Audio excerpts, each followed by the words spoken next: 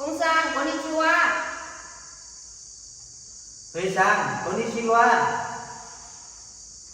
お元気ですか？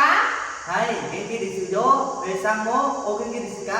はい、私も元気です。ありがとうございます。ところで、来月一緒に日本へ旅行に行きませんか？いいですよね。でも、来月の日本は寒いでしょうか？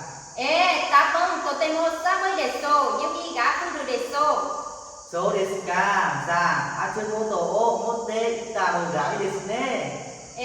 それから薬も忘れないで持っていった方がいいですよ。わかりました。お金はたくさん貯めておいた方がいいですか？いいえ、カロが使えますから、そんなにたくさんなくてもいいでしょう。よかったです。ガイドブックを買って準備した方がいいですね。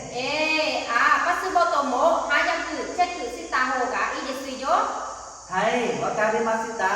楽しみにしています。私も楽しみにしています。